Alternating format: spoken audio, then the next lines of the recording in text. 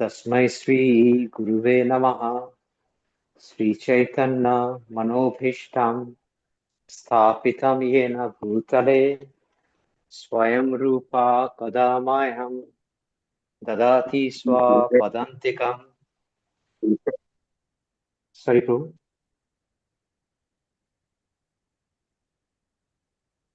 वन्देऽहं श्रीगुरुं श्रीयुतपदकमलं श्रीगुरुं वैष्णवं स. Sorry, Prabhu, I just lost the track a little bit. Let me just give me 1 second, Prabhu. I lost the track a little bit, so I have to just check where I enter.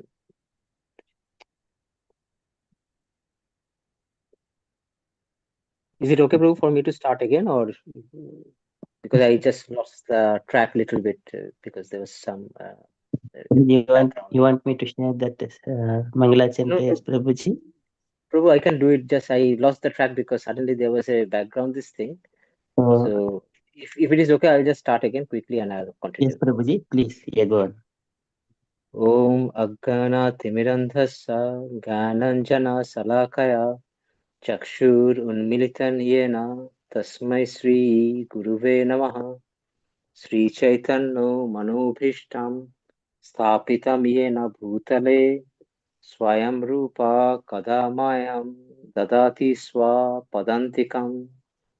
Vandeham Sri Guru Sri Utapadakamalaam Sri Gurun Vaishnavamsa Sri Rupam Sagrajatam Sahagana Raghunathan Vitam Tam Sajivam Sadvaitam Savadhutam Parigyana Sahitam Krishna Chaitanya Devam Sri Radha Krishna Padan Sahagana Lalita Sri Vishakan Vitamsa.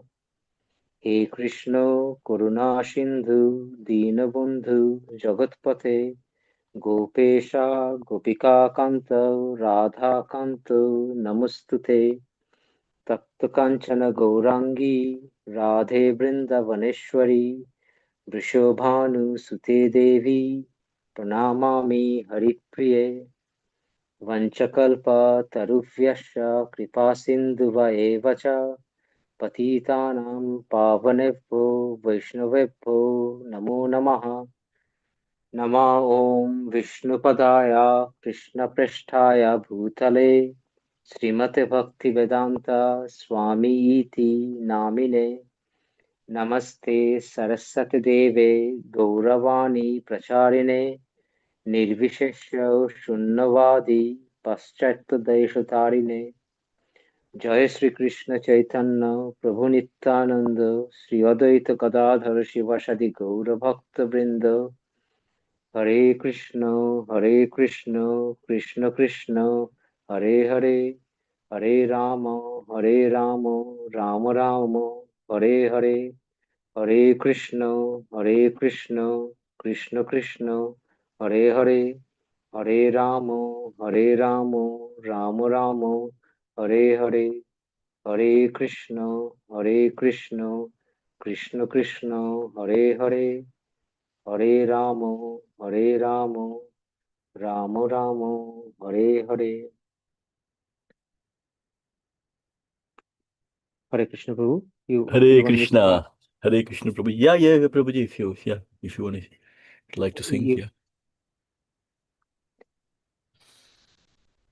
Hare Krishna, Hare Krishna, Krishna Krishna, Hare Hare, Hare Rama, Rama Rama, Hare Hare, Hare Krishna, Krishna Krishna, Hare Hare, Hare Rama, Rama Rama, Hare Hare, Hare Krishna, Krishna Krishna, Hare Hare, Hare Rama, Hare Rama, Rama Rama, Hare Hare, Hare Krishna, Hare Krishna, Krishna Krishna, Hare Hare, Hare Rama, Hare Rama, Rama Rama, Hare Hare, Hare Krishna, Krishna Krishna, Hare Hare, Hare Rama, Rama Rama, Hare Hare, Hare Krishna, Krishna Krishna, Hare Hare, Hare Rama, Rama Rama, Hare Hare, Hare Krishna, Krishna Krishna, Hare Hare, Hare Rama, Rama Rama, Hare Hare. Hare Krishna, Prabhu. Hare Krishna, Hare Krishna.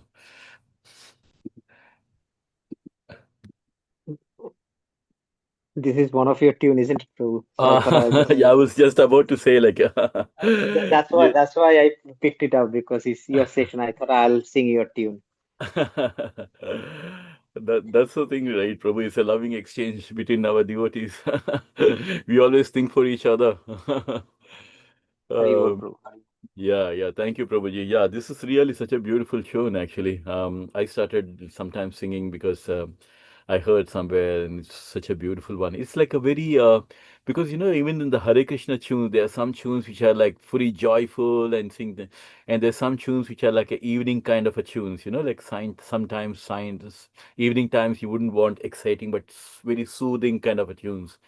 So this is one of those soothing tunes in the evening time when you're there with the devotees. It's a beautiful one to just, go around like. But in the afternoons, I sing a different one to keep the devotees like fully joyful and. So yeah, it's interesting, isn't it? The same Hare Krishna tune has so many different melodies actually, um, and it's so joyful. Whichever melody we sing, it's still joyful, and we can sing for hours and hours together. That's a big testimony to see like the power of the Hare Krishna Maha Mantra, that you can sing for hours and hours together and still not get enough of it. You still want to continue. And George Harrison from the Beatles, when he gave his own experiences, he did mention about it. He said, 3 days when I was traveling in Europe, I was continuously chanting the Hare Krishna Maha Mantra. At the end of the third day, I was still not having enough of it. I still wanted to go on and on. So you can imagine someone like with such a background, like totally into materialistic music and rock band and all these things, like which are in the mode of passion. You can see when such a person with a background of like engaging the whole world in that kind of a music, Western music, and he was enjoying Hare Krishna Mahamantra. So this itself shows like, and he's got the best of everything. He was famous. He was known for his songs. He would write his own songs, and such a person who, with a background of like music and things like that, he found happiness in Hare Krishna Mahamantra. Many times people keep thinking like, if you are rich, there's nothing like it, there's nothing more to look forward to. But here is a person who's rich, who's famous, who's wealthy and everything. Like had everything, fame and power and everything. And still he found more happiness in chanting the Hare Krishna Mahamantra. This is what we have to take it as inspiration, and that even though he had all those things, nothing gave him as much of happiness that the Hare Krishna Mahamantra, because there is no difference between Hare Krishna Mahamantra and Sri Krishna Bhagwan. Nama Chintamani Krishna Chaitanya Rasa Vigraha Purna Siddho Nitya Mukta Abhinatvam Namine. Abhinatvam Namine. There is no difference between seeing Krishna on the altar as a deity form of Krishna or seeing Krishna in person and chanting the Hare Krishna Mahamantra. It is one and the same. So on that note, thank you, Prabhuji. On that note, Hare Krishna, Anil Prabhuji. Hare Paritosh Krishna, Prabhuji. Prabhuji, Sam Prabhuji, Hare Krishna, everybody. Hare Krishna, Paritosh Prabhuji. Hare Krishna, Hare Krishna. How are you? Everyone good Yeah, good, place this good, week? good. Yeah, good, Thanks. good, good, thanks. Good, good. Can you be a bit louder? I can't hear you. What did you say? I said we haven't touched base this week. Yeah, I know. Yeah, I know. Um, So all is good. uh, Can you hear me uh, now? yeah, bit okay. Okay, good. Paritosh Prabhu and me are like partners in crime. We are always together, hanging Yeah, around in manner. yeah, So very yeah, joyful to yeah. be. Um, yeah, I mean, I think Good. I don't know. Just to share with all the devotees. Last Sunday, every Sunday these days, I've been going to a school, Amanti school, where we have a Krishna club for all the children and who are coming along with the parents. And I've been given the task along with the other Prabhuji to give one sloka from Bhagavad Gita to the children and making them all chant one sloka from Bhagavad Gita and then doing kirtan along with them, empowering them, basically empowering the children for them to do the kirtan and all that. And then eventually for the parents and the children are sent to a classroom where they can get 1 hour of spiritual education. And I think this is such a beautiful initiative that ISKCON is doing for our Sanatan Dharma, where we're giving an opportunity for the children and the parents to come to the school on a Sunday, just like a 2 3 hours of program, giving Bhagavad Gita sloka, training them in Bhagavad Gita sloka, for the children to get to know more about Krishna, Chaitanya Mahaprabhu, and all the thing. And while the children are going into the classrooms, the parents have 1 hour of the time, and that 1 hour we are giving them a speaker to give them knowledge about Bhagavad Gita or different topics. And I've been fortunate that last Sunday I not only gave one sloka from Bhagavad Gita to the children. It was a beautiful sloka. Yajnartat karmanon yatra lokayam karma bandhana tadartam karma kaunteya mukta sango param vijay. So that's a sloka where Krishna mentions the work should be done as a sacrifice for Vishnu. You should always, any work that we do, we should do it as a sacrifice for Vishnu. Like in the beginning, just meditate and offer it to Krishna. I'm today's work, whichever I'm doing, I'm offering it to you. Just like we offer some flowers and fruits, we can offer even our work to Krishna as a sacrifice for Krishna. Because Krishna says the work done as a sacrifice of Vishnu has to be performed. Otherwise, if you do it for your own sense gratification, for your own sense satisfaction, you are only going to creating more karmic bondage. So work done should be done as a sacrifice of Vishnu. Otherwise, work causes bondage in this material world. Therefore, O son of Kunti, Arjuna, perform your work for his satisfaction. In that way, you will be freed from all the bondage and karmic reaction. So just like when you're working for a king, when you're doing everything for the king takes the responsibility to protect you, right? Similarly, when we do everything for the pleasure of Krishna and just considering ourselves as a servant of Krishna, jivere swarupa haya Krishna nitya Krishna das, and doing it as a service to Krishna, in that way Krishna says, I will take care of the responsibility. You'll not take the karmic reaction. So Paritosh Prabhu, you have a question? Paritosh Prabhu, did you have a question? Yes, yes, yes. Sorry. Yeah. Go ahead. How did you say offer it to Vishnu or Krishna? Krishna and Vishnu are the same. So Yes, one I of the know. name of Vishnu means wish to enter. Vishnu means like the Supreme Lord who enters into everything, like Garbhodakakshay Vishnu and Shirodakshay Vishnu, someone who enters. And because Lord Krishna himself mentions in Mahabharata why he's called as Vishnu, because Krishna is everywhere. So there is Yeah. not much When we difference. Like offering, so when we offering, should we be saying Krishna and Vishnu or just Vishnu or Krishna? just That's offer what I'm it to trying to get at. Krishna. Just offer it to That's fine. Krishna. Why? Very Yeah, yeah. very No, simple, Prabhuji. I'll give you the ex no, I'll no. give I you know, I know. No, it's just you mentioned Vishnu. That's fine. I got a Ah, little bit confused. it's just one and the same. Yeah. Adityanam That's Aham fine. Vishnu. Krishna says in Bhagavad Gita, Adityanam Aham Vishnu. Of all the Adityas, Okay. I am Vishnu. Okay. Rudranam Okay. Sankarascha Asmi. Of all the Rudras, I am Lord Shankar. and Yeah. Bratam, Ramasastram Bratam Aham. Of all the wielders of weapon, I'm Lord Ram. So yeah, so when I say Krishna and Yeah. Vishnu, we are talking about Prabhupada very nicely explains Krishna is like your father at home. Vishnu is like your Yeah. father on duty. Okay. Yeah. As simple as that. A very Excellent. nice Thank you. explanation Thank that you. is given. Yeah. But basically, Yeah. the point is this, right? If you ask anyone, whom are you working for? Like they will immediately say it is for my family. Immediately the response comes, I'm doing it for my family. So consciously or unconsciously, if you ask anyone, why are you working so hard? Immediately they'll say it for my children, my for family. Like that, when you become Krishna conscious, when you're dovetailing the activities of Krishna, slowly you start doing everything for Krishna.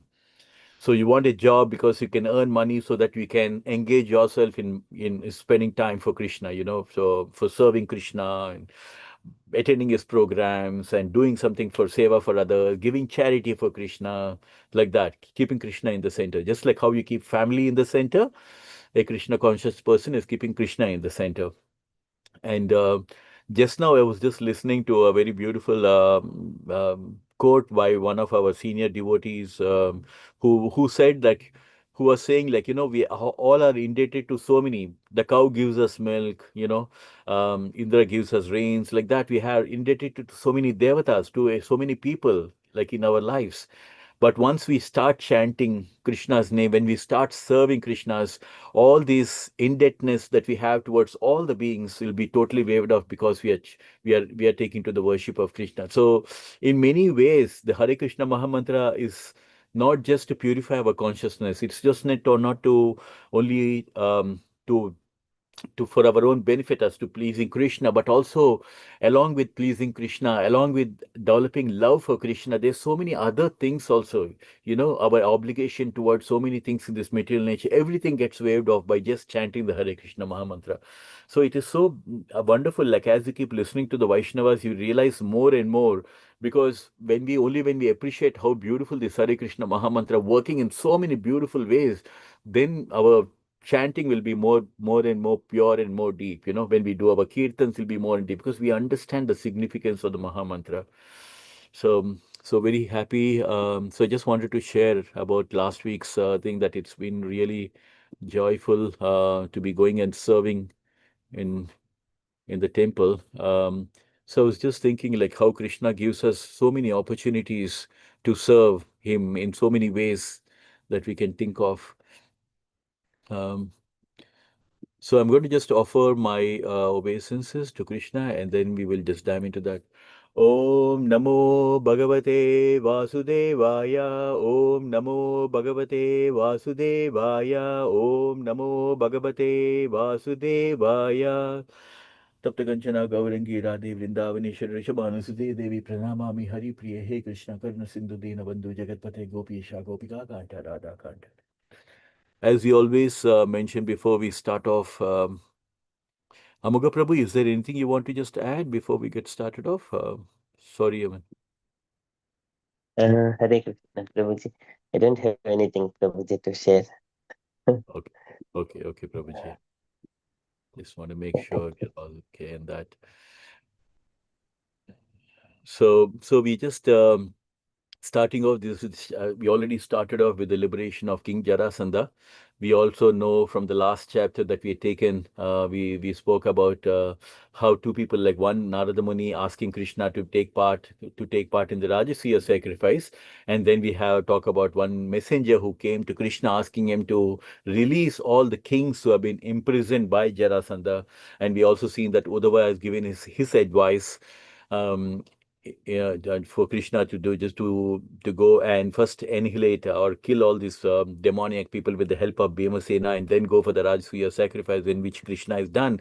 He's gone to Hastinapur. He is nicely received by Yudhishthira, and Yudhishthira was so joyful to see, and and he was very very happy to see Yudhishthira, and Yudhishthira so given a beautiful welcome to him, and also, like, Lord Krishna, on hearing the statements of Lord Krishna replied that I completely support your decision to perform the Rajasuya sacrifice. So this is the most important thing, like, that whenever we are doing, we should always contemplate, ask Krishna to help us in taking the right decision. So here the Pandavas were so dear to Krishna all the time. So they knew the Krishna's heart. They knew, and they were always making sure that whatever they do is been accepted by Krishna, and Krishna was their well-wisher and their guide. And this is what in our prayers, the prayers is not just about asking for materialist things, but asking genuinely, Krishna, please give me the intellect to take the right decision. Please give me the intellect to understand you and to serve you nicely. So when our prayers are sincere, and this is what we can learn from Bhagavatam, we can learn how our prayers can be in the mode of sattva guna. We are not asking for anything, but always asking how to serve. In fact, one of the my favorite things which I do in the mandir is asking everybody, telling everyone that, here in this mandir, Srila Prabhupada has taught us that we don't want anything from Krishna. We are asking Krishna, how can I serve you? How can I serve you? And when Krishna says, okay, you want to serve me, then you start serving me. And then we ask everybody in the temple to just recite along with us, Patram Pushpam Palam Toyam Yome Bhakta Prayachati Tadaham Bhakti Upahiritam Asnami Prayatatma. We ask all the devotees, please join for this sloka where Krishna is telling us, if you want to serve me, then just offer a flower, fruit, leaf, or water. So it's very nice way. So we are saying like Krishna, we want to serve you, and we want to serve you, and 1,000 miles starts with one single step, and that one single step is to offer some fruits or flower to Krishna, and then only start your, and then slowly progress in your bhakti life. So this is one of the takeaways that we're giving to the devotees nowadays. And also like Parthi Shobha, I don't know if you you would have missed last Sunday one. I gave the Bhagavad Gita talk for an hour, and I can post it on the somewhere on the channel or maybe on the Yeah, group. Actually, yeah, the yeah. the yeah, I just kind of like it was recorded, so I kind of like took the link, and then I can post it somewhere on our Akshri Sangha and our Sure. Bhagavad Yeah, yeah, Gita. yeah. What time was that? Was it a Yeah, Gita class? yeah, it was a Gita class on Sunday afternoon. I do have the link for that, so One if o'clock. anybody, 1 o'clock. yeah, yeah, 1 o'clock. Okay. Oh, nice one. Oh, good, good, Yeah, good. it Yeah, was yeah. nice actually. I really enjoyed speaking. It's on Jnana Yoga. It's about how Krishna Okay. talks about a balance of how to balance your life, Mm-hmm. work-life balance, I would say. Yeah, yeah. A lot That'll of be good for people you. are Yeah, under the put it on. impression that, they have their own concept, but Krishna actually saying about that we should have a balance of everything. Yuktahara viharasya yukta chetasa karmasu yukta swapnava bodhasya yogo bhavati Arjuna. One who's able to, balance, regulate his life, the recreation and work and everything. We should have a balanced life. He can mitigate all the pains. So that's another thing. Hare Krishna, Vrindavan Prabhuji. Hare Krishna, Dhanavad Prabhu. Dandavad Sorry Pranam for late. Prabhuji. Oh, no Sorry problem at for all, late. Prabhuji. No, no problem at all, Prabhuji. We're just getting started off for the we started off with this chapter, the liberation of King Jarasandha. Um, and we were just talking about how Yudhishthira was so happy with Krishna coming to Hastinapur, and how Krishna he wants to do the Rajasuya sacrifice to set a message to the whole world that they're actually satisfying the demigod, but that doesn't mean that the demigods are free. They're actually controlled by the Supreme Lord. And so here and Lord Krishna was very happy with Yudhishthira's idea of doing the Rajasuya sacrifice, and here, so Lord Krishna, we've seen that how he replies back, I completely support your decision to perform the Rajasuya sacrifice. After your good name will remain well established forever in the history of human mankind. So if you really see one of the beautiful things of Krishna, which we spoke also, is like throughout Bhagavad Gita, throughout Mahabharata, if you see many times when Lord Krishna is engaging with the Pandavas, when he is engaging with Sudama, for everywhere, Lord Krishna is always supporting the good, and he wants his devotees to be happy. He wants them to be happy. You can see like Yudhishthira wants to do the Rajasuya sacrifice to please Krishna, and Krishna is saying it is good because your good name will be established forever in the history of human civilization. So this is what we have to understand, that Krishna says, Suhridam Sarva Bhutanam. Very important for us to understand. Suhridam Sarva Bhutanam, which means Krishna is our best well wisher and our best friend. A best well wisher always wants you to be happy, always advises so that you will be happy. So this is how Krishna was advising him. Yeah, your name is going to be in the annals of human civilization, you know, and And he say, my dear Yudhishthira, your brothers are direct representatives, important demigods like Vayu and Indra. We know about it, right? And Lord Krishna told Yudhishthira that he's conquered by the love of the one who has conquered his senses. And this is what is very important, because here we are always engaging our senses in sense gratification. But Bhakti Yoga is all about dovetailing our senses in the service of the Lord. And that is what we call as Bhakti Yoga, engaging our senses. Rishikena Rishikesha Seva, engaging ourselves in the services of Rishikesha. This is the secret of devotional service, to conquer the senses, to engage constantly in the service. And there is no one in the three world, including the power girls, who can surpass my devotees in any of the six opulences. Look at the way the statement that Sri Krishna makes, that no one in the three world can surpass the Krishna's devotee. Look at the kind of position that Krishna is giving to his devotees. So we should not take it lightly that when we are chanting the Hare Krishna Mahamantra, we have to keep in mind that Krishna is reciprocating our love, and Krishna is putting us in such a high position. That's why I always tell people that, we are stuck up in small temporary ID cards, but our biggest ID card is that we are part and parcel of the Supreme Lord. And if you want to conquer the cowardly king, there's no possibility of them emerging this thing. So when Lord Krishna encouraged Yudhishthira, the king's face brightened like a blossoming flower. Imagine, like sometimes our friends really encourage us, our good friends always encourage. But here we're talking about the Supreme Lord, the Devadi Deva, Sri Krishna Bhagwan. He's encouraging, he's supporting Yudhishthira. So you can imagine directly Krishna supporting him, what kind of a level of happiness that he's ordering his younger brothers to go and conquer all the worldly kings. And we've seen that how Yudhishthira is sending all his brothers in different directions. He orders Nakula, you accompanied by the soldiers of, you go and conquer the kings of the western side. Arjuna, you go and conquer along with Kekariya Desa, conquer the kings on the northern side. So he's sending all of them in different directions. So it's amazing, like how before doing the Rajasuya sacrifice, they want to just go on this mission of conquering all the people in the different directions. So from now, we're going to just continue with this one. So anyone would like to read this one, please? The I'll go highlighted. first. Yeah. Yeah. Yeah. Yeah. Let's Ready? take turns. Yeah. Yeah. Okay. Hare Krishna. It may be noted that by dispatching his younger brothers to conquer in different directions, King Yudhishthira did not actually intend that they declare war upon the king. Actually, the brothers started for different directions to inform the respective kings about King Yudhishthira's intention to perform the Rajasuya sacrifice. The kings were first informed that they were required to pay taxes for the execution of the sacrifice. This payment of taxes to Emperor Yudhishthira meant that the king accepted subjugation before him. In case of a king's refusal to act accordingly, there was certainly a fight. Thus, by their influence and strength, the brothers conquered all the kings in different directions, and they were able to bring in sufficient taxes and presentations which they brought before King Yudhishthira. Hare Krishna. Thank you, Paritesh Prabhu. Evening, one beautiful reading paragraphs from the divine nectar of Bhagavatam is something very, very auspicious. So thank you very much for that. And as we can see, Yudhishthira now sending all his brothers in different directions, and the kind of a goal is set very clearly.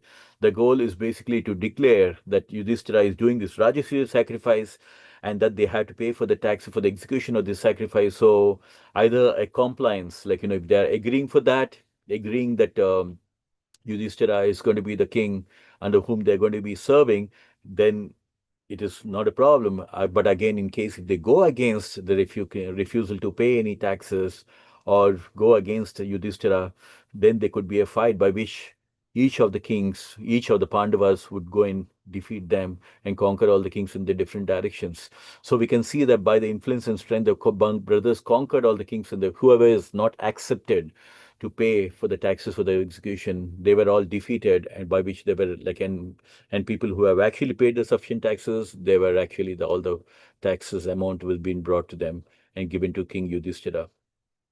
So next paragraph, anyone would like to, Anil Prabhu, you were just actually mentioning, right? You would like go ahead? Yeah. Yeah, that's fine. Yeah. Second. So, Okay. King Yudhishthira was very anxious. However, when he heard that King Jarasandha of Magadha did not accept his sovereignty, seeing King Yudhishthira's anxiety, Lord Krishna informed him of the plan explained by Uddhava for conquering King Jarasandha.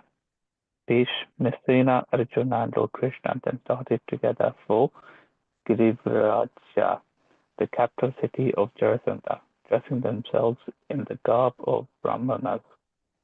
This was the plan devised by Uddhava before Lord Krishna started for Hastinapur. Now it was given practical application. Hare Krishna. Hare Krishna. Hare Sorry if Krishna. I said anything wrong there. No, absolutely fine, Prabhuji. Even a drop, like how we take Charanamrit, just a drop would suffice like that, Yeah. Bhagavatam, even Sometimes the names are hard to pronounce, so that's a beauty. I was like, I was just telling one, you'll be really pleased, like I was telling like many times about in Vishnu Sahasranamam, Krishna's names are like Nimisha and Animisha. Nimisha means when a devotee, even if it is by intentionally or not intentionally, even if he does a small mistake, Krishna immediately blinks his eye so that he doesn't see the mistake. Hare And Krishna. Animisha is he keeps his eyes wide open that if a devotee is doing a small thing like reading his Krishna Katha, and all, he's looking at his wide without blinking an eye. So many times we are so used to when we are brought up, we think about Krishna as like, or even God as like someone who's like maybe what's his mood? Like, is he going to punish if he's going to make any mistake and things like that? But Krishna is so kind and merciful, Swalpam abhyasya dharmasya. Even if coming together and taking time for Krishna, swalpam abhyasya, little bit of thing that you do, he becomes very pleased. And in fact, you'll be very pleased to hear that where Krishna says, "Api che suduracharo bhajate ma manengyabhak sadhu eva cha mantavya samyak vyavasito hisaha." He tells Arjuna, my devotee, even by mistake or anything, even if sometimes because it is human, we are all at the end of the day, we are human. There could be some mistake unknowingly. Also, sometimes we could be doing at the spur of the moment. We may not realize, but later we may realize. Even if you do something, a mistake or a blunder, in my eyes, I still consider him as a saint.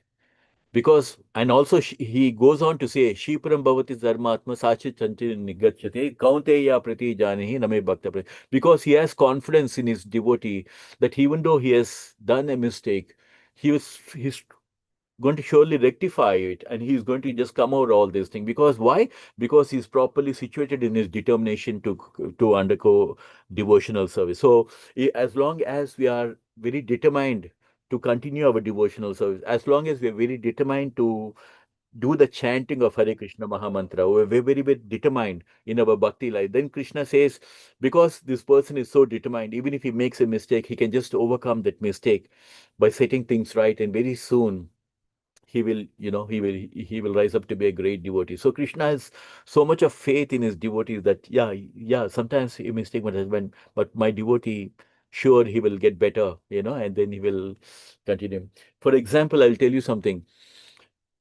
When we chanting the Hare Krishna Mahamantra, by any mistake, if we kind of like do any offenses to the holy name, because there are 10 offenses, right? Even if we do any offenses to the holy name and we're chanting Hare Krishna, suddenly we get interrupted and suddenly we change our mind towards something. Krishna says, the Padma Purana says, what is the remedy for such an offenses in chanting? Gite nama paradesho pramadena katachana sada sanketayan nama tad eka sharano bhave. If one commits a mistake or offense while chanting the Hare Krishna Mahamantra, and the remedy for such an offense is to continue chanting the Hare Krishna Mahamantra and taking shelter of the holy name. So the offense, so it is not like, if you do offense to the holy name, then I have to go and have a bath or something. Krishna, the Padma Purana says that if you are doing such a mistake, then the remedy for that is to continue chanting the Hare Krishna Maha. Do another round. If you've done 16 rounds, then do 17 rounds. Add one more round. So like that, so it's always so beautiful actually. So we should never be you should always remember that Krishna is very kind and merciful. So here we can see that all the people have agreed, the Pandavas who have been sent, except for one person like Jarasandha, whom we can expect anyways. Krishna was already getting ready, and you can see like a lot of people think that Krishna, reading Bhagavad Gita, there was actually a very one thing I was just reading the other day, where a housewife, she's just going to Krishna and telling, going to a guru and telling, Swamiji, my husband has started reading Bhagavad Gita. And Swamiji is like, so what happened? No, I'm very worried that he's reading Bhagavad Gita. Will he become a sannyasi or something like that? And the Guruji said, why would he become a sannyasi? Is Arjuna a sannyasi? He listened to the whole of Bhagavad Gita. In fact, he was trying to run away and become a sannyasi. And Krishna stopped him and he said, no, you are a Kshatriya, you have to do your job. So where do you get this idea that, that by reading Bhagavad Gita, you can become a sannyasi? No, no, not at all. In fact, you see Krishna, whenever Krishna is there with the Pandavas, like full of action. It's like, come on, let's go. So here also you can see that, like seeing Yudhishthira's anxiety, Krishna is, come on, let's go. Let's execute the plan because the plan has already been made. Like Anil Prabhu, you can relate to this as we are project managers. The first planning session has already been done in the previous chapter. Uddhava has already put the sketch, the plan that first Bhimasena is going to be in the association of Krishna and they're going to invite Jarasandha for a fight. So the plan has been there. Now the implementation is going on. So Krishna has informed him that the plan has already been made by Uddhava for conquering King Jarasandha and along with Bhimasena. So they already started off. Let's execute the plan. So Bhimasena, Arjuna, and Krishna, they're going to Girivraja, the capital city of Jarasandha, and dressing themselves as Brahmanas. So they're going to execute the plan. The plan was devised by Uddhava before Krishna started and now it's getting practical implementation. So theory is over, practicals have started. King. So let's go with the next one. Anyone would like to read the next one? Neeraj Prabhu, Hare Krishna. Hare Krishna, Prabhu. Yeah. Anyone would like to read this paragraph?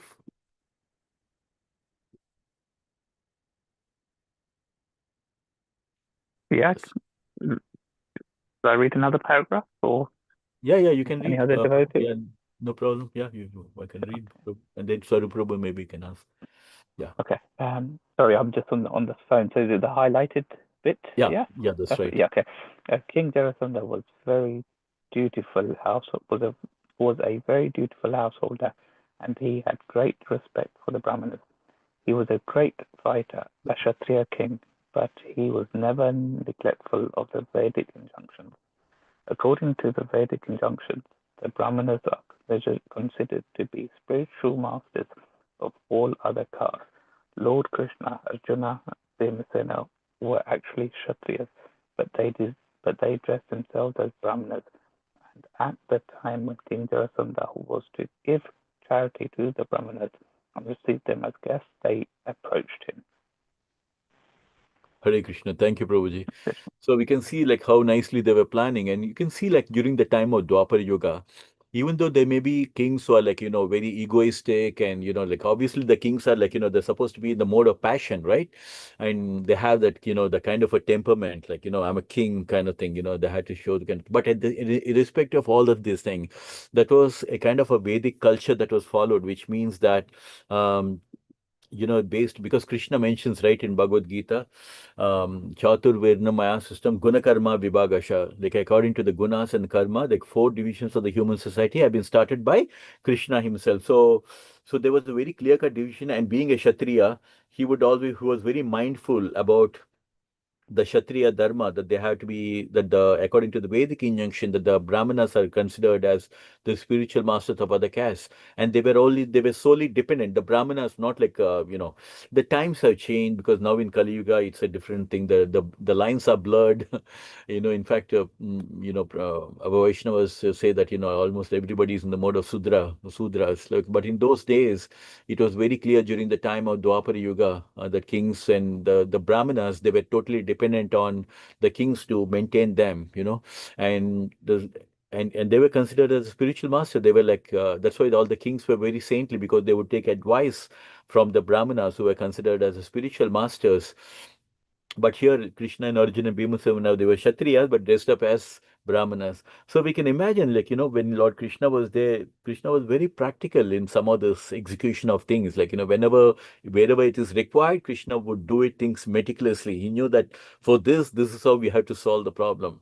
And so there's so much we can learn from, like not just being, but being very smart in the way we plan certain things. So here, see, they dressed up as Brahmanas, and at the time when Jarasandha was to give the charity and receive them as grace, and they approached him. So you can see that how all three of them, they're approaching Jarasandha. Um, I just want to ask, maybe Gayatri ji, would you like to?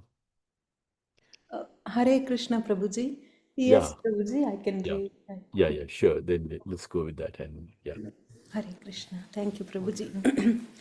Lord Krishna, in the dress of a Brahmana, said to the king, "We wish all glories to your majesty. We three guests at your royal place have come from a great distance to ask you for charity. And we hope that you will kindly bestow upon us whatever we ask from you. We know about your good qualities. A person who is tolerant is always prepared to tolerate everything, even though distressful.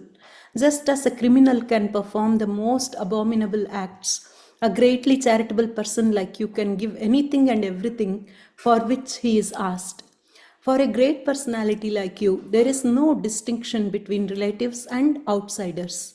A famous man lives forever, even after his death. Therefore, any person who is completely fit and able to execute acts which will perpetuate his good name and fame, and yet does not do so, becomes abominable in the eyes of great persons.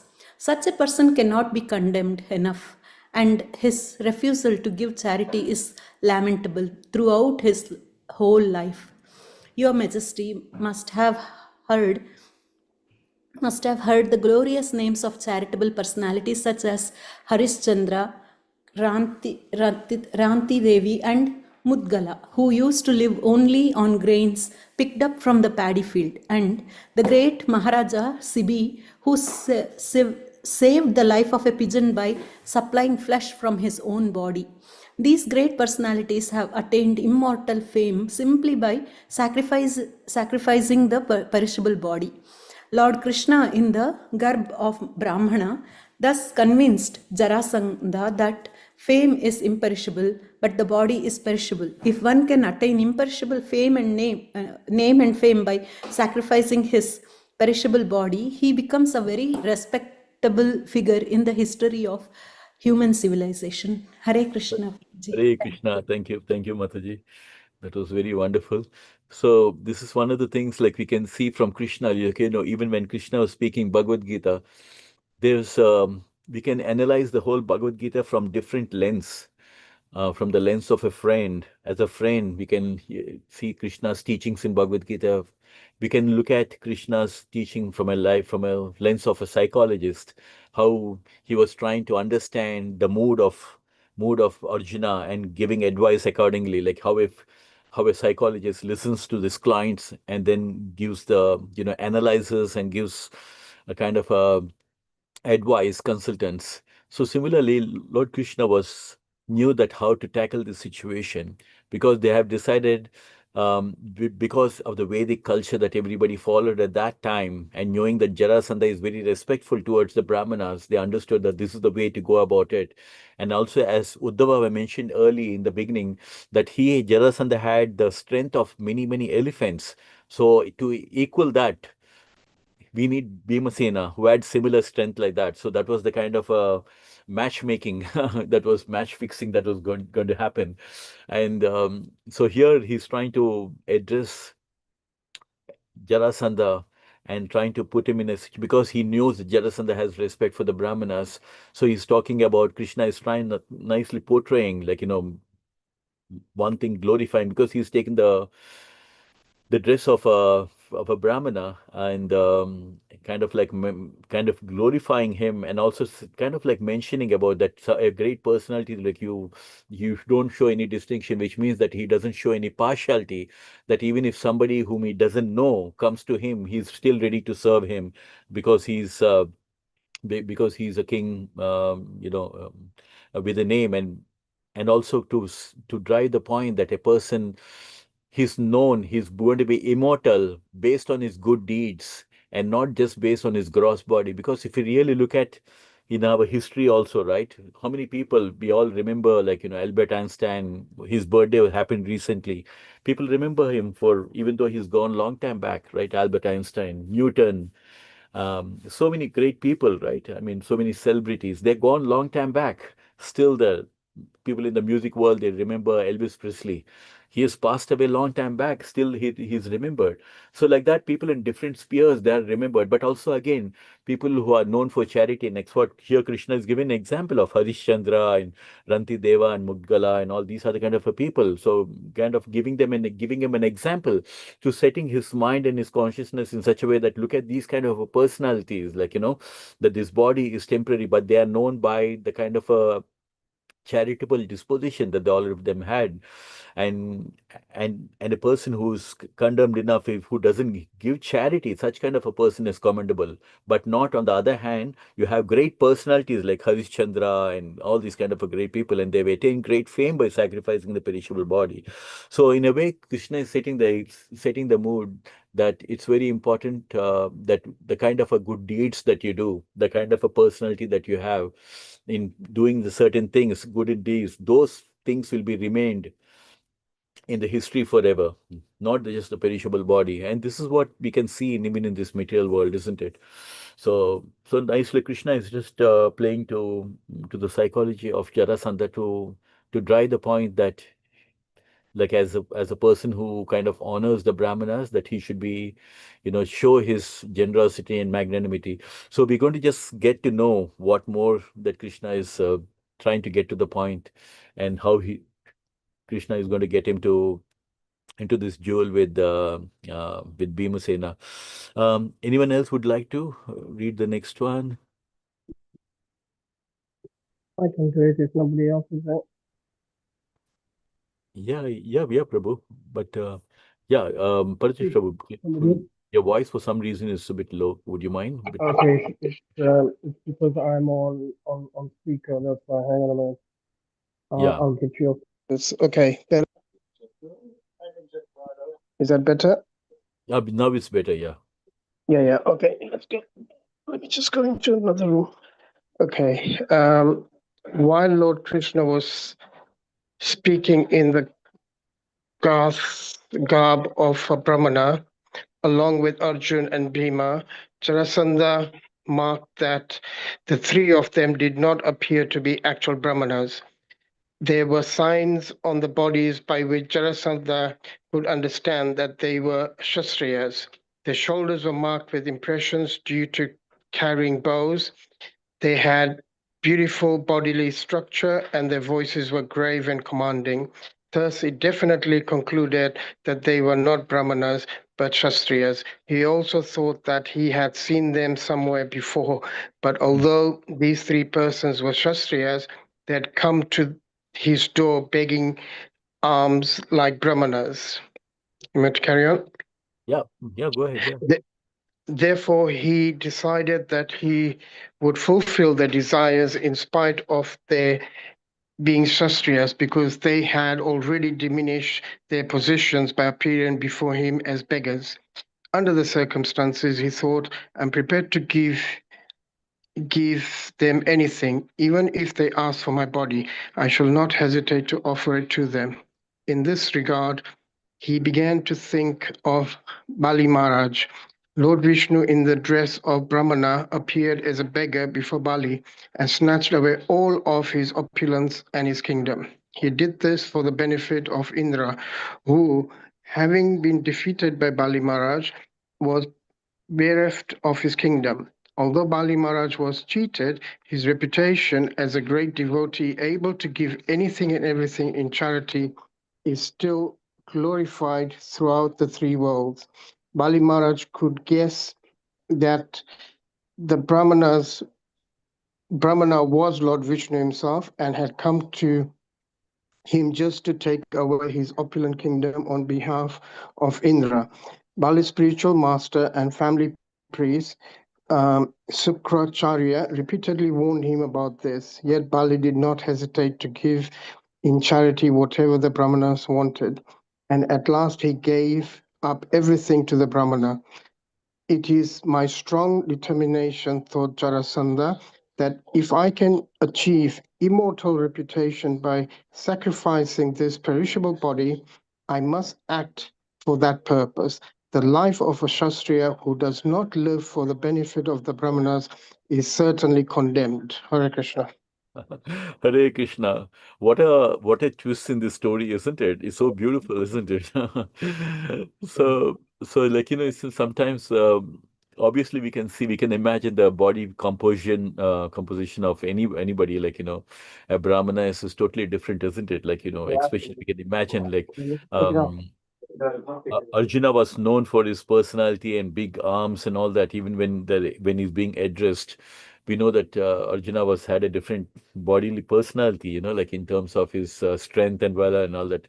And you would imagine definitely that wouldn't be the kind of a bodily composition of any Brahmana. So you can see that Jarasandha could make out that these definitely they don't look like Brahmana because of the signs on their body. Like obviously when they were carrying these big bows and all these things, so you could they had the marks.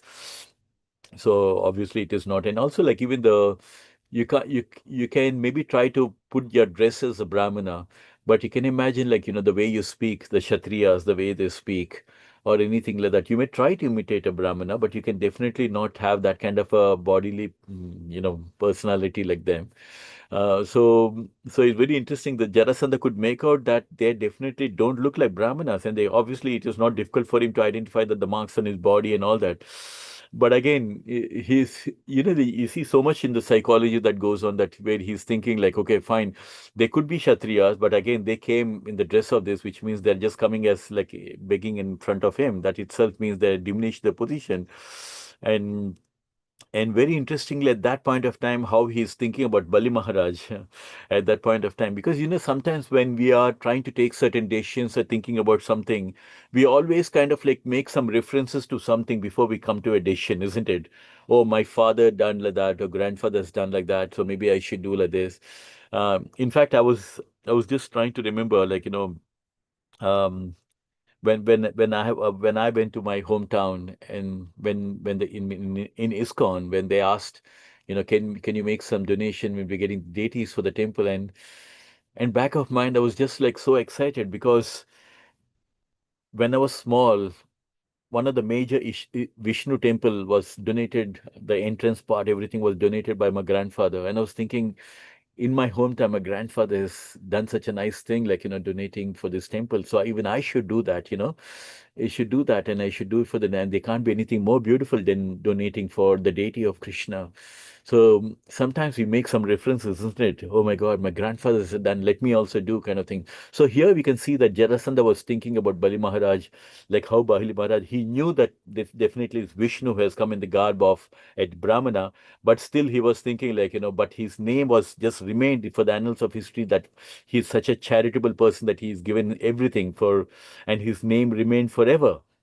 So similarly, he was just thinking like, I should be prepared to give them anything, even if they ask, I shall not hesitate, because anyway, even if you think they're Kshatriya, but they can be coming and standing in the form of as beggars, like begging in the form of like as the Brahmanas. And very interestingly that he's thinking about Bali Maharaj, how he had actually given everything to Vishnu, and gone down into history as someone who has done so much or gave up everything to the Brahmana, because that is such a noble thing according to the Vedic culture to do anything for the Brahmanas, to give sacrifice for the Brahmanas.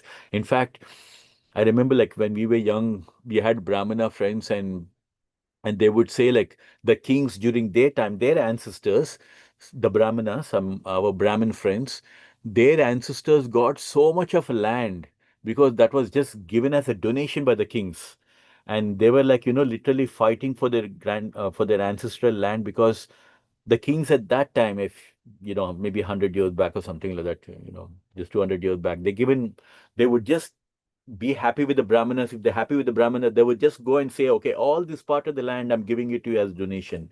That was how the Kshatriyas are, like, even till recently also. So like that, he wanted to, even though he was quite sure that they are not Brahmana, but they came in the garb of a Brahmana, and it was Jarasandha was making it clear that even if I have to achieve this immortal reputation as someone who's given charity to the Brahmanas, even if it takes to sacrificing his perishable body. So you can see, like, even though people, they were not saintly, even though like people, demoniac people, like, or people like Jarasandha with that mindset also, they still at the end, they were following certain Vedic culture, even though they were standing as enemies of Krishna and things like, but they were still following certain Vedic culture. So for that purpose, the life of a Kshatriya does not live for the benefit. So they were very clear, it's not like nowadays, but because in those days, like a Kshatriya doesn't give donation to a Brahmana is condemnable. It is not something right at all. So they were living up to that classification of Brahmanas and Kshatriyas that they were following to the T. So which is what we can understand from this. So amazing. So to see like how Krishna goes in the garb, I really would like to see like how the picture would have been, like how Krishna, and I wish somebody could maybe may imagine and just draw something like how they could be in the garb of a Brahmana and when they were going there. But definitely we can see that Jarasandha could make out that they're not Brahmana, but they're Kshatriya, but they come as in form of begging them. Um, Anyone else would like to? Neeraj Prabhu, would you be want to? Yeah, yeah, please. Yeah, just go ahead with the next two paragraph you can. Okay. Actually, King Jarasandha was very liberal in giving the charity to Brahmanas, and thus he informed Lord Krishna, Bhima, and Arjuna, "My dear Brahmanas, you may ask from me whatever you like. If you so desire, you may take my head. Also, I am prepared to give it." After this, Lord Krishna addressed Jarasandha as follows: "My dear king, please note that we are not actually Brahmanas, nor we come to ask for a food or grains. We all are Kshatriyas, and we have come to beg a duel with you. We hope that you will agree to these proposals, and you may note that here is the second son of King Pandav, Bhimsena, and the third son of Pandav is Arjuna. As for myself, you may know that I am your old enemy Krishna, the cousins of Pandavas." Hare Krishna. Hare Krishna, Hare Krishna. So you can see, like, when you're with Krishna, like how Krishna plays all this beautiful navigation of how he's playing for the Pandavas. Throughout history, we can see, like, when we see the history of Pandavas, we'll realize that when we make Krishna as our friend, he's always there to support us in so many ways. And these stories are so important because they give us so much of faith. They give us so much of confidence. Krishna says in Bhagavad Gita that faith is very important. Without faith, there is no point in engaging in bhakti life. We need to have the faith. But where will that faith come from? It is not so. Our faith is not blind faith. Our faith is based on scriptural narrative of the beautiful pastimes of Krishna, based on what the pastimes of Krishna. That's how we develop our faith. So these stories are so important because they help us in developing faith in Krishna. So you can see that how Krishna, on behalf of the Brahmanas, he's informing them that even though the Jarasandha was ready to give whatever they want, even though he knows that, so he's just simply playing his role to a perfection. Like, as a king, I know that they're not Brahmanas, but still let me go ahead and do it and give them whatever they like. So you can see, like, he's even offering his head also in prepared for it. So that's the kind of people at that point of time, a different caliber and a different kind of thing. They were followed the rules to the T. And we can see how Krishna is who's kind of like disclosing that they're actually not Brahmanas and they're Kshatriyas, and they come for a jewel with the second kind of power. And he's revealing himself that he's a king, he's Krishna as well. Of course, as we all know, Jarasandha he's defeated 17 times. And of course, how can Jarasandha forget it, right? In fact, he was one of the reason Jarasandha was constantly going and attacking the kingdom of Mathura, right? That's the reason why Krishna moved all the people from Mathura and created a city called Dwarka. We've seen that. How Krishna does so much for his devotees, isn't it? Like, right? He transferred all the people of Mathura, yes, transfer them to Dwarka so that he can keep them away from this Jarasandha's this thing. So here we can see that Krishna himself is disclosing himself. Anyone else would like to? Sorry, Prabhuji, are you in a position to? Sure, Prabhu. I can read if you want. Please go ahead. Yeah. So it starts from when Lord Krishna. When Lord Krishna disclosed their disguise, King Jarasandha laughed very loudly, and then, in great anger and in a grave voice, he exclaimed, "You fools, if you want to fight with me, I immediately grant your request. But Krishna, I know that you are a coward. I refuse to fight with you because you become very confused when you face me in fighting. Out of fear of me, you left your own city, Mathura, and now you have taken shelter within the within the sea. Therefore, I must refuse to fight with you. As far as Arjuna is concerned, I know that he is younger than me and is not as equal fighter. I refuse to fight with him because he is not in any way an equal competitor. But as far as Bhimasena is concerned, I think he is suitable competitor to fight with me. After speaking in this way, King Jarasandha immediately handed a very heavy club to Bhimasena. He himself took another, and all of them went outside the city walls to fight. Hare Krishna. Thank you, Hare Prabhuji. Krishna. Hare Krishna. Thank you, Prabhuji. In fact, I was just now mentioning about how Lord Krishna has transferred all the people because he had enough. Like, he's defeated him 17 times. And still Jarasandha was like, sometimes, they can find like, even we had this experience, like somebody is like, they don't learn the lesson, they're becoming such an annoying character that sometimes you feel like, I had to teach this person a lesson, get rid of him in some way or the other. So here we can find that, but Jarasandha, again, he has his own take in the way he's looking at it. You can see that Jarasandha now that Krishna is disclosed that he's not a Brahmana and they're all Kshatriyas and who Krishna, that he himself is Krishna. So obviously Jarasandha, his enemy is Krishna. He is always considering Krishna is his enemy. So, he's ready for it. If you want to fight, I will grant. But you can see the position that he's taking, that he doesn't want to fight with Krishna because he thinks Krishna is a coward and is confused. And that's not the reason why. If Krishna is already defeated him 17 times, why would he go and leave the city, right? So that's a very, very wrong conception of Jarasandha. In the way he's looking at it. And second thing is, you see how sometimes you play, um, when your destiny is written like that, that you have to get killed, how even your mind plays up, isn't it? Your mind can be your best friend, your mind can be your worst enemy. So you can see that he doesn't want to even fight with Arjuna, because he thinks that he's younger and he's not an equal one. So he himself is qualifying Bhimasena as a right competitor for him, to fight him, so that he's fight worthy.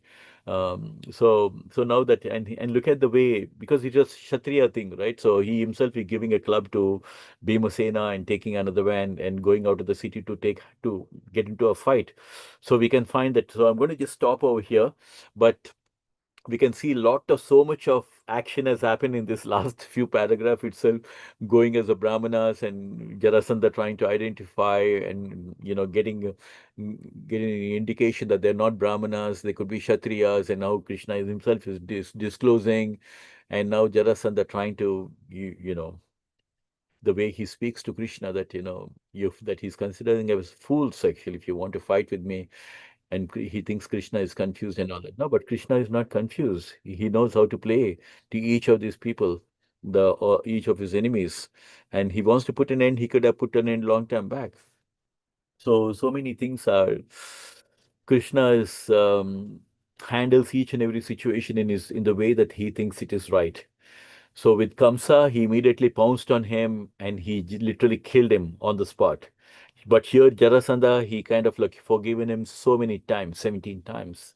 So, but we can see like there is a reason why Krishna does anything. So we should always understand that Krishna is the Supreme Lord. He can do anything at any time according to the way he would like to handle the situation. So I'm going to just stop it over here.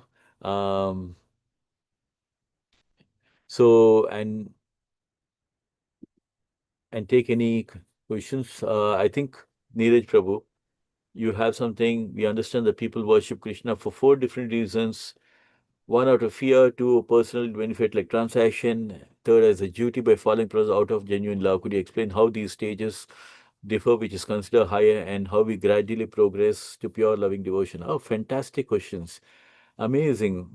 Hare Krishna. Bhakti. Yeah, I mean, That's what I understand every time, say, new people come, they be with fear, they worship God, right? First thing. mm, The second thing, say, you give me this, then I will worship it. And yeah, yeah. third, as a normal follower, and then for like you worship because you love Krishna and all. So how we go that instead of fear or some sort of thing. So that's what. Absolutely. Definitely, Prabhuji. See, the thing is like we have to, Krishna says, Ye yatamam prapajyante tam stataiva bhajamyaham. According to the level of surrender that you have, I reciprocate accordingly. Okay.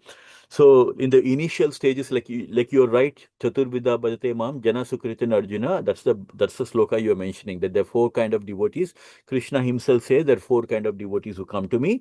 One who comes for material problems, solution from material problems, one who comes for Lakshmi, the third person comes out of inquisitiveness, and fourth person comes out of genuine love for him. So now even the bhakti, the yoga ladder also, it doesn't happen like one fine day you become a Ramdas, or one fine day you become, um, a great devotee like Bhakta Prahlad. It doesn't happen like overnight that somebody could be just becoming like that. It's a slow progression, For example, even when you're chanting, there could be somebody who's chanting for relief from material problems, and somebody who could be chanting because they're in a very financial problem, they need some Lakshmi and all that. So Krishna understands this. Krishna never misunderstands that, everybody should come and become a great devotee. It doesn't happen all the but still he's so kind that anybody who does a little bit of service, he kind of like gives more than what they desire. For example, when Krishna was there in Mathura, a florist, out of love for Krishna, he just gives a garland to Krishna. Krishna accepts the garland, and not only accept the garland, he gives him material benefits and spiritual benefits also. He grants him Vaikunta, and at the same time, he also grants him material benefit, that you get all the material benefits in your life. You will get all the opulences, you will get all the boga, everything that you will get in your life. So what Krishna does is he reciprocates. In the beginning stage, like in fact, all of us, we are not like born Bhakta Prahlads. We are all just getting to know Krishna consciousness. Back of the mind, we all still want Krishna to take care of us, while we're doing our worldly things and things. But slowly we come to the stage, because what happens is, in the beginning, when we come because of material desires, we come to Krishna. As we keep chanting the Hare Krishna Maha Mantra, what happens is, our desires for material things, slowly, one of the side effects of chanting the Hare Krishna Maha Mantra is, our propensity to sin will come down, our propensity to material desires will come down, all because our problem is, our mind is so contaminated with material desires. So all that propensity to have this material, all that will come down, because we are under the impression that if I get all my material desires answered, then I'll be happy. Yes. Yes. But Yes. as we keep progressing in Krishna Bhakti, it's slowly a yoga ladder where we try to slowly realize. In the beginning, Krishna will give you what you want. He'll definitely give you what you want. But what Krishna is slowly trying to bring us to a stage that your real happiness is in being with Krishna. Your real happiness is in chanting the Hare. It is not that by chanting the Hare Krishna Mahamantra, I am looking for happiness somewhere, but by chanting the Hare Krishna Mahamantra itself, I'll get so much of happiness that I don't need any other desires. So if you see most of our devotees, this slow consciousness, your change of consciousness will happen. So slowly we start getting this material desires will come down, your propensity will come down, and slowly your joy and happiness in serving will keep for Krishna will keep increasing. So this will keep going down, that will keep coming up. So in the beginning, a person is, for him, the more highest priority is material desires, which Krishna will fulfill. And slowly, as he progresses, he himself will realize that why am I running after all of these things? I myself am finding more joy in Krishna Prema. Yes. Correct. Correct. Yeah. So this is a yoga ladder. We are slowly, so in fact, the Bhagavad Sri Krishna explains karma yoga, jnana yoga. All these things culminate into bhakti yoga. So slowly, all of these things will, like how all the rivers will go and join into the sea, like all our things will happen, our desires, our happiness, everything slowly, our consciousness is changing, where instead of finding happiness in material things, now we are finding happiness in being with Krishna. In Krishna, in Yeah. fact, Krishna doesn't want us to get entangled in material desires. He wants us to be away from that because he wants to give us a higher happiness in the spiritual world. He's saying, like, why are you running after this flickering happiness? That's what Srila Prabhupada is saying. Ram Navami is coming end of the year, right? Yeah. So it Yeah. is mentioned Ramante Yogino Anante, which means the yogis always are meditating on Lord Ram, because Lord Ram, the word Ram is reservoir of spiritual pleasure. Unlimited happiness you get by meditating on Lord Ram. So as we keep chanting, we kind of like getting unlimited happiness by just chanting the Hare Krishna Mahamantra. So when you have that experience of by chanting and getting that spiritual happiness, then slowly all the remaining things will fade away. Like few years back, before I came to Krishna consciousness, I almost had about 15 to 20 watches. When I look back at the watches now, and I'm like, why the hell did I have so much of watches? Why do I need all those watches? You name the brand and I had that. Brand. You know what I'm saying? And when you Yeah. look back and I'm thinking, why did I accumulate all these things? Because now your joy is not in those. Your joy is more in Krishna, serving Krishna, going to the mandir and serving the devotees. Your whole concept of happiness has changed. But Krishna knows that this is what our goal is going to happen. This he knows. Sarva akarshiti iti Krishna. Krishna slowly attracts you in such a way that slowly your consciousness is changed by chanting, by chanting, by chanting. Your happiness, everything is changed. So from material desire, slowly you're stepping up to spiritual, to serving Krishna. Slowly you're stepping up again to do something else. Slowly you're stepping. So Krishna keeps giving you a higher taste, that your other taste will for material things will go down and down. You see? So from first to the fourth, it's a journey from number one class of devotee to the fourth class of devotee. Tesham So, nityayukta eka bhaktir vishishyate priyo hi jnanino chartam aham sa chamama priya. Krishna says of all the four devotees, one who's come only for me, I consider him to be the best of the best devotee. So yeah. that's what So, Krishna wants us. Krishna wants us to slowly come to that stage okay. where So we can love in slowly the and Lord. steady, we will just keep on the Slowly and process, steady. doing the chanting, Slowly and and steady. then yeah, Slowly and very steady. good. There's nothing wrong in having material desires, but you yourself, as long as you keep serving Krishna, you will slowly comes to understanding that yoga ladder, that my actual happiness is in serving Krishna and not in all these material things. So that is a journey. That's a journey. It doesn't happen overnight, it's a slowly. That's the reason why we say ABCD. Yeah. Association with devotees, reading books, chanting, and Krishna diet, and also Krishna, right? devotional service. Yeah. By all these, Mhm. by all these methods, your consciousness is changed. Hope that answers, Prabhuji.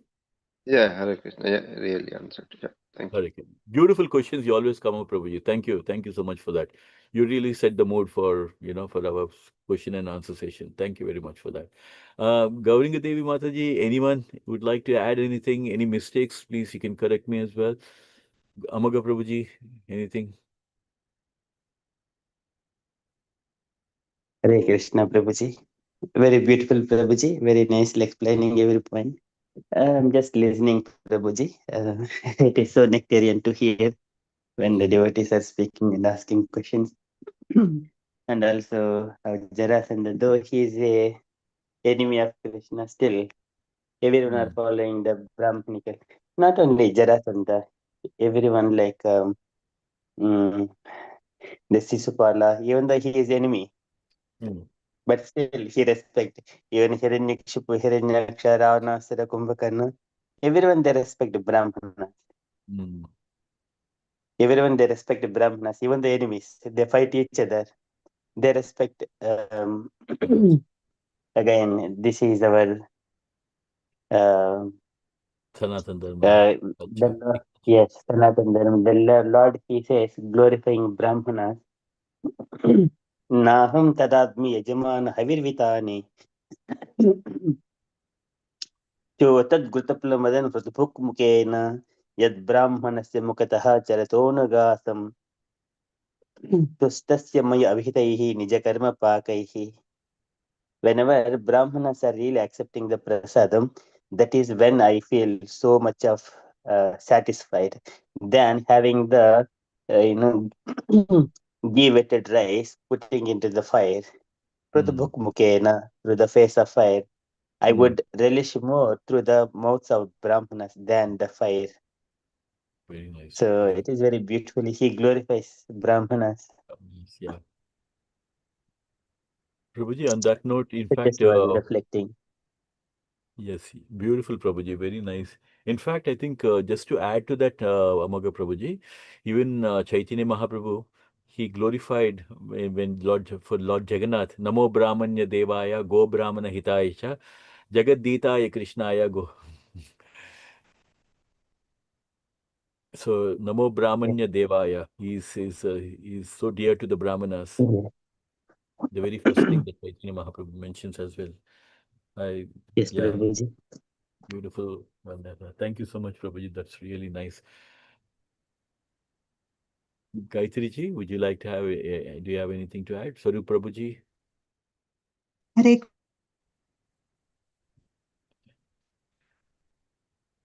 Yeah, Hare Krishna Mataji. We can't hear you. I think Gayatri ji, are you speaking anything?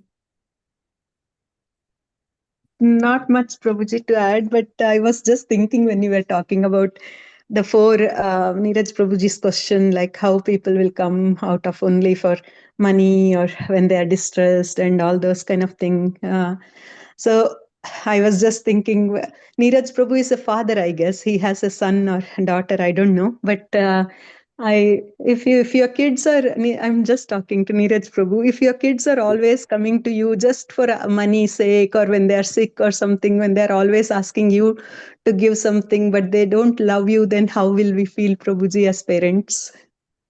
Same thing, I think Krishna also is a father, so he also feels the same thing. Like if we are only asking for money or give me health, wealth, so and so on, so then he also feels the same way. That's what I was just thinking in my mind. I just said that, Prabhuji. Thank you so much. And Sham Prabhuji has explained it very nicely. So I'm just giving Thank you, our Mataji. own. Yes, Yeah, Prabhuji. experience. Yeah, that's good. Yeah. Yes, yes. Thank you, Prabhuji. Hare Krishna, Sham Prabhuji, and Thank you, all Gayatri ji. devotees. Thank you, Gayatri ji. Yeah, that's really nice. That's a nice example, as you mentioned. That's what Krishna wants us, like wants us slowly, and he's so patiently waiting, life after life, when we will turn ourselves towards him. That's the reason why Krishna becomes more happy when we turn towards Krishna, because he's been waiting for years, for life after life, sitting in our heart as Paramatma. When will you turn towards me? So that's why he says in Bhagavad Gita, Swalpam abhyasya dharmasya trayate mahatobat. Even if you do a little bit to me, imagine how big, how easy it becomes, please. That one flower, one fruit, one leaf, water, if you offer me, just a small service you offer me, that will protect you from all the dangers. So he's just highlighting when you do something out of pure love. And Acharyas say, when Krishna is sitting and Paramatma in your heart, and he knows what you're going through, he knows everything. You don't need to even tell him also, but just tell Krishna that I want to serve you, just want to love you genuinely, because this is my dharma. You are my eternal father. And just love him with all the heart. And just like a loving father, when you love him with all your heart, will he just let you go through all the pain? No. In fact, some people say, like, he was so nice, and how could God take him away?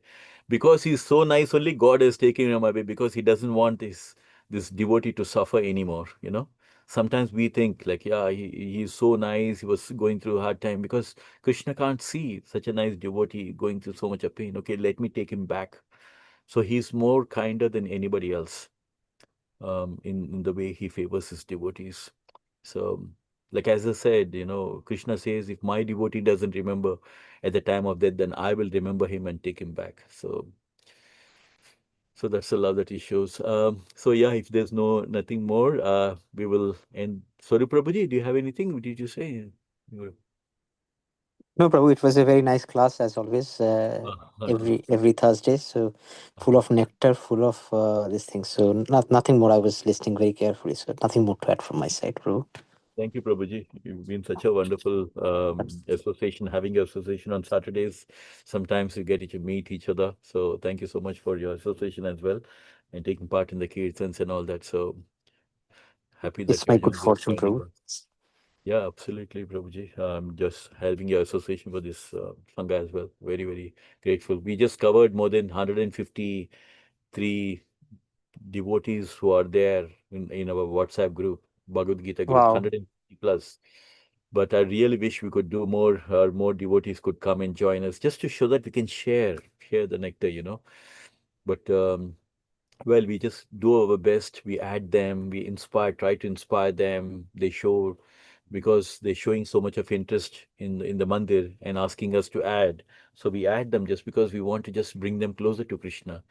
But again, we do our best, but after that we leave it between Krishna and the devotee. So Of course, Prabhu. You're someday, doing such an amazing job, Prabhu. uh, Okay, Radha Gokulananda must be very pleased with you. that's so kind of you to say, Prabhuji. Whatever little we can to serve the Lord, what can we offer? What can we do for Him? But whatever little we can, we are trying our best to make everybody chant Hare Krishna and making everybody chant one Bhagavad Gita sloka on Saturdays and Sundays. Even on Sundays, thanks to my Guruji who's given me the opportunity, and he's told me like on Sundays also, Prabhuji, just stand up and speak about Chaitanya Mahaprabhu. So after the Aarti is over, that's what I'm doing actually on Sundays also. So because Sundays you have more and more people coming to the mandir, so that's the time when I'm making everybody recite from Bhagavad Gita and giving them the chanting of and giving some knowledge about Chaitanya Mahaprabhu. So thank you so much, everyone, all our wonderful devotees for giving your association on this Thursday. We'll again meet next Thursday. We are getting closer to Ram Navami, but maybe we can go to speak a bit more next Thursday about Lord Ram as well. Thank you so much. Let's do our final one. Vanchakalpatarubhyasya kripa Yes. Sindhuvaya vaja Patita patitanam pavanako Vaishnaviko namaha Anantakoti Vaishnav. Anantakoti Vaishnavinda ki jai. वैष्णव की जय Srila Jai Srila Srila Prabhupada Prabhupada Prabhupada ki ki Hare Krishna. jai. Haribol. Jai. Haribol. Everyone. Haribol. Haribol to Haribol. Shyam Hare Prabhu. Hari बोल Haribol. Hari Hare बोल Hare Jai Hari Srila बोल Haribol. Hari Haribol. Hari Haribol. बोल All glories to our devotees. All glories to our devotees. All glories to our SM devotees. Thank you. Hare Krishna, everyone. Hare Hare Krishna. Krishna. Thank you Prabhu ji Hare Krishna